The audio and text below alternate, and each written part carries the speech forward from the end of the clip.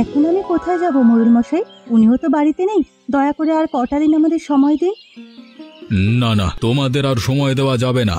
আমি সেই জ্যৈষ্ঠ মাসে তোমার স্বামীর কাছ থেকে এই বাড়িটি কিনেছি। আজকে যাব কালকে যাব বলে 5 মাস হয়ে গেছে। এবার তোমাদের বাড়ি ছাড়তেই হবে। ও ওর এক বন্ধুর কাছ থেকে কিছু টাকা আনতে গেছে, ফিরতে ফিরতে ও বেলা হবে। তখন হয় আপনার টাকা আমরা ফেরত দিয়ে দেব, না হলে বাড়ি দিয়ে বিদায় হব।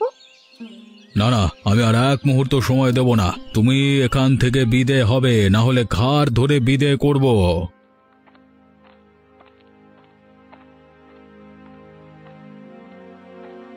তার আর দরকার হবে না মোড়ল মশাই, আমি চলে এসেছি। এক্ষুনি আপনাকে সবকিছু বুঝিয়ে দিয়ে বিদেয় হব। ওগো, তুমি এসেছো? উনি যে আমাদের তাড়িয়ে দিচ্ছেন। চলো গিন্নি, আর এক মুহূর্ত নয়। যে লোক একদিন সহ্য করতে পারে না, তার আশ্রয়ে এক মুহূর্ত থাকবো না। তাই যাও, তোমাকে থাকতে বলেছে কে? তাড়াতাড়ি বিদেয় হয়ে আমাকে মুক্ত করো। যাচ্ছি মোড়ল মশাই, এ কদিন আমাকে আশ্রয় দিয়ে খুব উপকার করেছেন, সেজন্য আমি কৃতজ্ঞ। তুমি দাঁড়িয়ে রইলে কেন গিন্নি? তাড়াতাড়ি গিয়ে ব্যাগপত্র নিয়ে এসো। ওগো, এখন আমরা কোথায় যাব? আমাদের যে যাওয়ার কোনো জায়গা নেই। ওনাকে বলো না আজ রাতটা সময় দিতে। ওর মতো পাষণ্ডের কাছে আমি আর আবদার করব না। তুমি তাড়াতাড়ি গিয়ে কাপড় চোপড় সবকিছু নিয়ে এসো।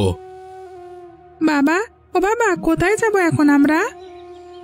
জানি না বাবা, যেখানে বিধাতা আমাদের আশ্রয় রেখেছেন সেদিকেই যাব। আর আপনিও শুনে রাখেন, একদিনেই আমাকে আপনি খুঁজবেন। আমি সেই দিনের অপেক্ষায় আছি। আরে যা যা, তোকে খোঁজবার মতো সময় আর ইচ্ছে কোনোটি আমার নেই। আমার চোখের সামনে থেকে দূর হয়ে মর গিয়ে। ওগো, আমি আর হাঁটতে পারছি না। আর কত দূর যাবে? আর একটু কষ্ট করো গিন্নি, সামনে লোকালয় আছে, সেখানে গেলেই আশ্রয় মিলবে। লোকালয়ে কার কাছে যাবে? এখানে যে কেউ আমাদের পরিচিত নয়। তা ঠিক, কিন্তু কারো না কারোর বাড়িতে তো উঠতে হবে। আজকে রাতটা কারোর আশ্রয় থেকে কালকে কিছু করতে হবে। তাহলে বরং আমরা এখানেই থাকি। তপনেরও খুব কষ্ট হয়েছে, আর হাঁটতে পারছে না। এখানে আমরা বিশ্রাম নেই। তুমি গিয়ে দেখে এসো কারোর বাড়িতে আশ্রয় পাওয়া যায় কিনা। বেশ, সামনে একটা বট গাছ দেখা যাচ্ছে, চলো ওখানেই তোমাদের রেখে যাই। বেশ, চলো তবে। একা থাকতে আবার ভয় পাবে না তো? না না, ভয় কিসের? তাছাড়া তপন তো আছেই। তাহলে তোমরা এখানে থাকো গিন্নি, আমি গিয়ে দেখে আসি কারোর বাড়িতে একটুখানি ঠাঁই মেলে কিনা। ঠিক আছে, সাবধানে যেও। বাড়িতে কেউ আছেন? কেউ আছেন বাড়িতে? কে কে এলো এত রাতে? আমি এক ভিনদেশী পথিক, আপনার কাছে একটু আশ্রয়ের আশায় এসেছি। ভিনদেশী পথিক? তা বাড়ি কোথায় আপনার? আগে তালসারি গ্রাম, এখান থেকে 20 ক্রোশ দূরে। তালসারি? সে তো অনেক দূর। তা এত দূর কিসের জন্য এসেছেন? ও গায়ে সবকিছু বিক্রি করে চলে এসেছি, সাথে আমার পরিবারও আছে। আজকে যদি একটু আশ্রয় পাই, কালকে একটা উপায় করব। না না মশাই, আমি আপনাকে আশ্রয় দিতে পারবো না। অজ্ঞাত কুলশীলকে এই গায়ে আশ্রয় দেওয়া বারণ। গত কয়েকদিন ধরে এখানে ছেলে ধরার উপদ্রব খুব বেড়েছে। না না মশাই, আমি ছেলে ধরা নই, খুবই ভদ্র ঘরের মানুষ আমি। সে তো আপনার কপালে লেখা নেই। আর সবাই এই কথাই বলে বাড়িতে ঢুকে, পরে দেখা যায় বাড়ির ছেলে নিয়ে মাঝরাতে উদা হয়ে গেছে যত সব। ও, তাহলে আপনি আশ্রয় দেবেন না? না, আপাতত সেরকম কোনো ব্যবস্থা হচ্ছে না। আর এক কাজ করুন, আজকে রাতটা কোনোভাবে গাছতলায় কাটিয়ে দিন। কালকে সকালে রায়চৌধুরীর কাছে গিয়ে আপনার কথা বলবো। তিনি চাইলেই আপনাকে সাহায্য করতে পারবেন। তার আর দরকার হবে না, কালকে আমি নিজে গিয়েই তার সাথে দেখা করব। সালার তেজ দেখো, সাহায্য করতে চাইলুম উল্টে কথা শুনিয়ে গেল। এই জন্যই লোকে বলে চেঁচে গিয়ে কারোর সাহায্য করতে নাই, চুলোই যাক সব যত সব। মা, ও মা, এতক্ষণ হয়ে গেল, বাবা এখনো এলো না। বাবা কখন আসবে মা? আসবে বাবা, আসবে। একটু ধৈর্য ধরে বসো। আমার খুব খিদে পেয়েছে মা, কিছু খেতে দেবে না? তোর বাবা আসুক, বলবো দোকান থেকে কিছু কিনে দিতে। আচ্ছা মা, এই বট গাছের ভেতরে কি থাকা যায়? ধুর পাগল, গাছের ভিতর কি মানুষ বাস করে? হ্যাঁ মা, দেখো গাছটার ভেতরে কত বড় একটা কুটুরি। আরে তাই তো, এমন কুঠুরি তো কোনো গাছে দেখিনি। চলো মা, ভেতরে গিয়ে দেখে আসি। না বাবা না, এখন গিয়ে দরকার নেই, তোর বাবা আগে আসুক তারপর দেখব। গিন্নি, আরে ও গিন্নি, আছো তোমরা? আছি গো, তা তুমি কোথাও থাকার ব্যবস্থা করতে পেরেছো? না গো গিন্নি, কয়েকজন গৃহস্থকে বলেছি, কেউ আশ্রয় দিতে রাজি হলো না। এ গায়ের মানুষ দেখছি পরোপকারী নয়, বিপদে পড়েছে শুনলে কেউ তো আশ্রয় দেয়। আরে রাখো গিয়ে ওদের কথা, আজকে রাতটা কোনোভাবে এখানেই কাটিয়ে দেব। তোমাদের জন্য চিঁড়ামুড়ি এনেছি, পেট ভরে খেয়ে নাও। বলছিলাম কি, তপন একটা জায়গা দেখেছে গাছের ভিতরে, একটু গিয়ে দেখে এসে তো থাকা যায় কিনা? গাছের ভেতরে? কোথায় দেখি তো। ওই যে বাবা, ওই দেখো। আরে এটা তো অনেক নিরাপদ একটা জায়গা, বাইরে থেকে বোঝাই যায় না ভেতরে এমন ফাঁকা জায়গা আছে। হ্যাঁ, জায়গাটা খুব নিরাপদ, একেবারে থাকার উপযুক্ত। তাহলে তো আর চিন্তা নেই গিন্নি, চলো আজকে রাতটা এখানেই থেকে যাই। এই কুটুরিতে আমাদের কোনো ভয় নেই। বেশ, তুমি যখন বলছো তাই হবে। নে তপন, ব্যাগপত্র সব কুঠুরির ভিতরে নিয়ে রাখ। কি মজা, কি মজা, আমরা থাকবো গাছের ভেতরে।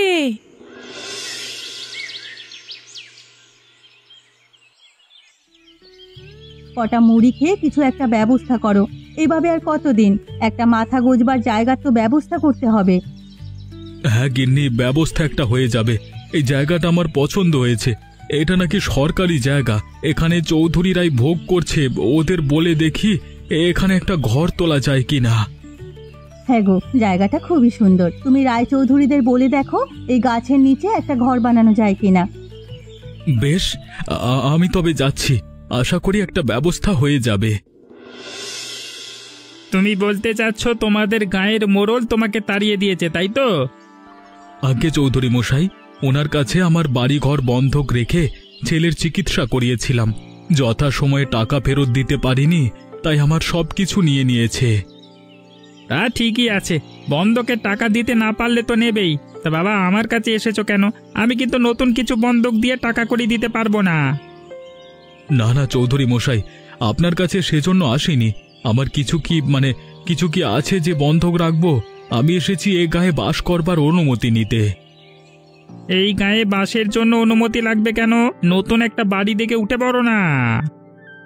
সেই বাড়ি তো পাচ্ছি না, আর হাতে টাকা করিও তেমন নেই, তাই ভাবছিলাম ওই বটগাছটার নিচে আপাতত একটা কুঁড়ে ঘর বানিয়ে থাকতে। বটগাছ বলতে মানে গায়ের পাশে যে বুড়ো বটগাছটির কথা সেটা বলছো? ওখানে থাকে কে? হ্যাঁ, জিন ভূত আড্ডাখানা? সে নিয়ে আপনি চিন্তা করবেন না, দেখবেন কদিনের মধ্যে সব পরিষ্কার পরিচ্ছন্ন করে একেবারে হাট বানিয়ে ফেলবো। ঠিক আছে, যাও তবে, গিয়ে সব কাজ শুরু করো। চৌধুরী মশাই, মানিক, হঠাৎ করে এদিকে? এসেছি আপনার জমির খাজনাটা দিতে। তা ওই লোক এসেছিল কেন? বিন্দেশি মানুষ গায়ের শেষের বটগাছের নিচে বাস করতে চায়, আমি অনুমতি দিয়ে দিলাম। জানোই তো, মানুষের দুঃখ কষ্ট আমি আবার সহ্য করতে পারি না। ও, অবশেষে তাহলে বটগাছটা বটগাছ তলায় গিয়ে ভিড়েছে। হ্যাঁ, আমার কাছে এসেছিল কালকে রাতে, আশ্রয় দেয়নি। ঘরে জায়গা দিলে কখন কি করে বসে বলা তো যায় না। ভালো করেছো মানিক, উটকো লোককে আশ্রয় দিতে নেই। তা চা খাবে? চা আনতে বলি? হলে মন্দ হয় না, চা খেয়েই তবে আপনার খাজনার হিসেব দিই। বেশ বেশ, মিনু, এর চা দিয়ে যা তো। মা, ও মা, বাবা তো এখনো এলো না, বাবা আসবে কখন মা? আসবে বাবা, আসবে। চৌধুরী বাড়িতে গিয়েছে বাবা, তার সাথে পাকা কথা সেরে তারপরে আসবে। ওখানে কি এত কথা বলছে মা? শুনলি নে, আমরা এই বট গাছের নিচে ঘর তৈরি করব, রায়চৌধুরীর কাছে তাই অনুমতি নিচ্ছে। গিন্নি, আরে ও গিন্নি, আছো তোমরা? হ্যাঁ গো, তা বাস নিয়ে এসেছো? হ্যাঁ গিন্নি, চৌধুরী মশাই এখানে থাকবার অনুমতি দিয়েছে, তাই আর দেরি করিনি। জঙ্গল থেকে বাঁশ কেটে নিয়ে এসেছি, ঘোষ মশাইও বললেন কিছু খড় দেবেন। ভালো করেছো, তাতেই একটা ঘর হয়ে যাবে। এখন কিছু খেয়ে কাজ শুরু করে দাও, আমি কটা রুটি বানিয়েছি। এর মধ্যে রুটিও বানিয়ে ফেললে? আটা কোথায় পেলে? হাতে দুটো টাকা ছিল, তাই দিয়ে কিনে এনেছি। বেশ বেশ, তাহলে খেতে দাও, খেয়ে কাজ শুরু করি। গিন্নি, আর একটা খড়ের আঁটি দাও তো, এই জায়গাটা এখনো ফাঁকা আছে। আর তো আটি নেই গো, চাল ঢাকতে গিয়ে সব শেষ হয়ে গেছে। বেশ, আজকে তবে নেমে যাই, কালকে ঘোষ বাড়ি থেকে আঁটি এনে এখানে দিয়ে দেব।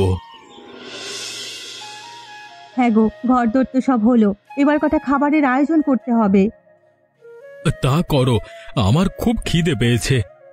কিন্তু ঘরে তো কিচ্ছু নেই, কি দিয়ে রান্না করব? দাঁড়াও, আমি এক্ষুনি দোকান থেকে চাল ডাল কিনে আনছি, এর আগে একটু স্নান করে নি।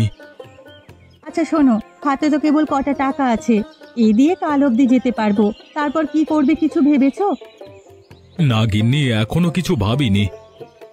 আমি একটা বুদ্ধি বের করেছি, যদি সে মতো কাজ করো অল্প দিনেই আমরা বড়লোক হয়ে যাব। কি বুদ্ধি গিন্নি? আজ সারাদিন দেখেছি এদিক দিয়ে অনেক মানুষ হাটে যায়। হ্যাঁ, এখান থেকে পাহাড়তলি হাট 10 ক্রোশ দূরে, সেখানেই সবাই যাচ্ছে। এত দূরে যেতে আসতে সবার খুব কষ্ট হয়ে যায়, সেই জন্য এই বটগাছের তলে বসে জিরিয়ে নেয়। এখানে যদি একটা ছোট্ট হোটেল খোলা যায় তবে অনেক ভালো হবে। কথাটা মন্দ বলনি গিন্নি, প্রতিদিন কিছু জল খাবারের আয়োজন করলে মানুষের খাওয়ানো যাবে, আর আমাদের হাতেও দুটো কাঁচা টাকা আসবে। তাহলে আজই তুমি হাট থেকে কিছু সওদা কিনে আনো, কাল সকাল থেকে আমি রান্নার আয়োজন করব। দেখি এ কাজে ভাগ্য ফেরে কিনা। বেশ বেশ, তাহলে আমি এক্ষুনি যাচ্ছি, আগে স্নানটা করে নি। ও বাবা, আমিও যাব তোমার সাথে। আয় আয়, তাড়াতাড়ি আয়, আমার হাতে একদম সময় নেই। এত এত মানুষ আসছে হোটেলে, আর এদিকে একটা লোক নেই। এ ভোলা আর বাবলু, এক্ষুনি এদিকে আয়। আমায় ডেকেছো কাকু? হ্যাঁ, ওই উত্তরের টেবিলটাতে খাবার দে, কতক্ষণ ধরে ওনারা এসে বসে আছে না। আর তোদের গিন্নিমাকে গিয়ে বল তাড়াতাড়ি ভাত চড়াতে, আজকে লোক অনেক হবে। যাচ্ছি। ও গিন্নিমা, তাড়াতাড়ি ভাত চড়াও।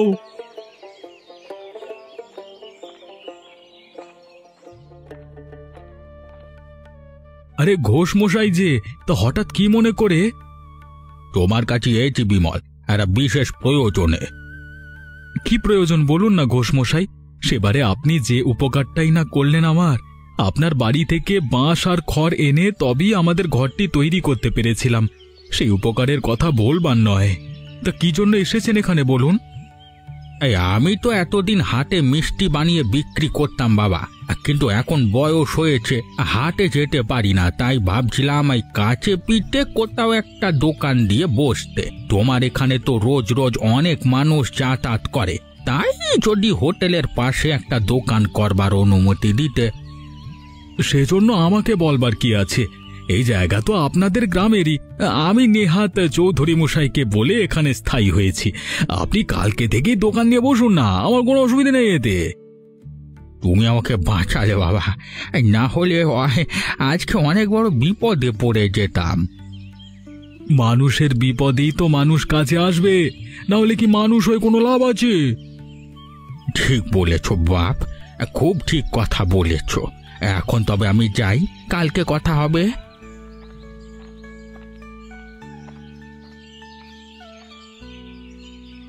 হ্যাঁ গো, উনি এসেছিলেন কেন? আমাদের হোটেলের পাশে ওনার মিষ্টির দোকান নিয়ে বসতে।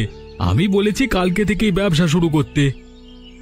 ভালো করেছো, ওনার সংসার এখন চলছে না, বুড়ো মানুষ, দূর দূরান্তের হাটেও যেতে পারেন না।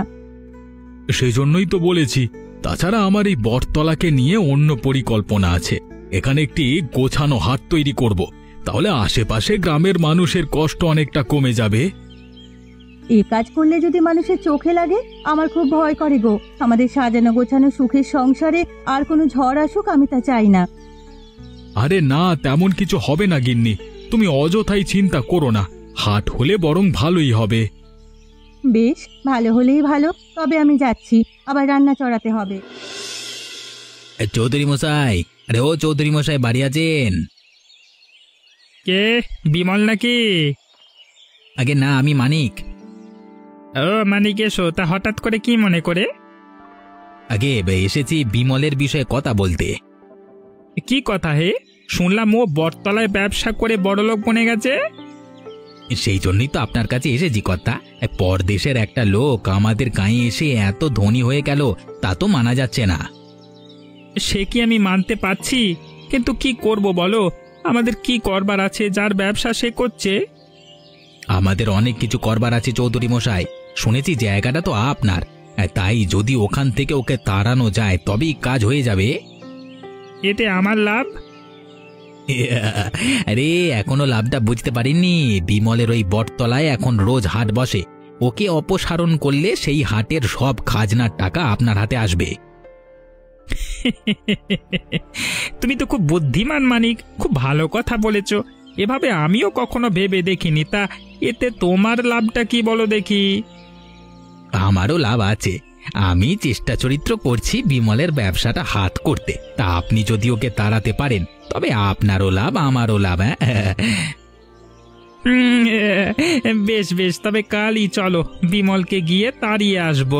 অনেক তো ভোগ করেছে, আর না। এবার ওর খেলা সাঙ্গ হবে।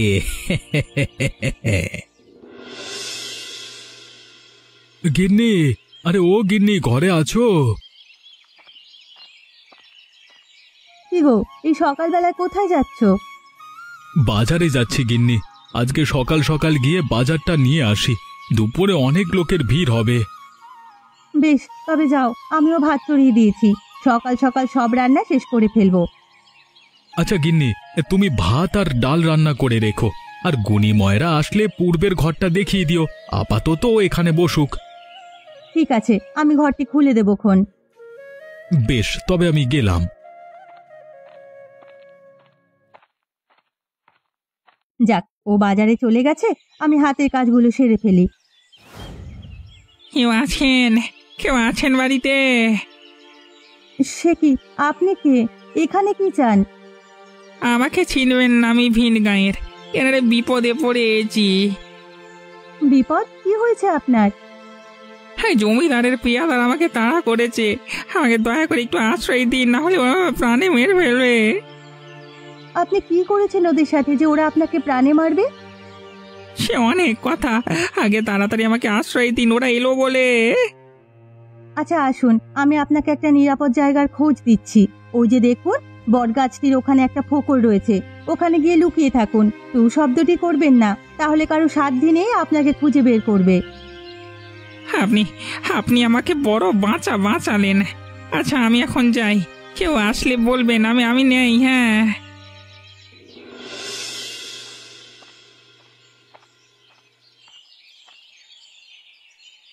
বিমল, আরে ও বিমল, আছো দেখছি তুমি। তোমার কাছেই এলাম। হঠাৎ আমার কাছে কি মনে করে চৌধুরী মশাই? চৌধুরী মশাই একটা গুরুত্বপূর্ণ কথা বলতে এসেছে। তোমার এই বাড়িটা ছেড়ে দিতে হবে। বাড়ি ছেড়ে দেব? সে কি কথা? আপনি না এই বাড়িতে আমাকে থাকতে দিয়েছেন। থাকতে দিয়েছি, কিন্তু সারা জীবনের জন্য দিইনি।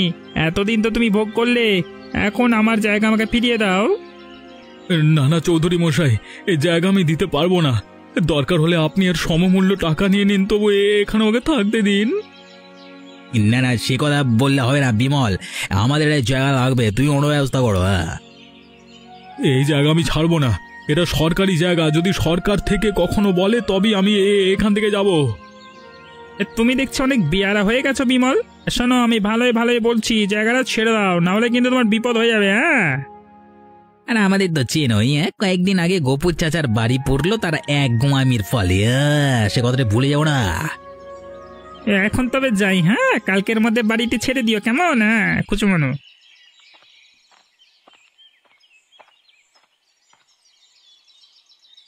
হ্যাঁ গো, রায়চৌধুরী কেন এসেছিল? আমার সর্বনাশ হয়েছে গিন্নি, ওরা বাড়ি ছাড়তে বলল। সে কি গো, এখন কি হবে তবে? ওই রায়চৌধুরীরা লোক ভালো নয়, যদি উল্টোপাল্টা কিছু করে বসে। সেই চিন্তাই করছি গিন্নি, দেখি কি করা যায়। হয়তো কালকের মধ্যেই আমাদের গাঁ ছাড়তে হবে। সন্ধে হয়ে গেল, এখনো কোনো পাইপ পেওয়াদা তো কিচ্ছু এলো না। তাহলে মনে হয় ওরা আর আজ আসবে না।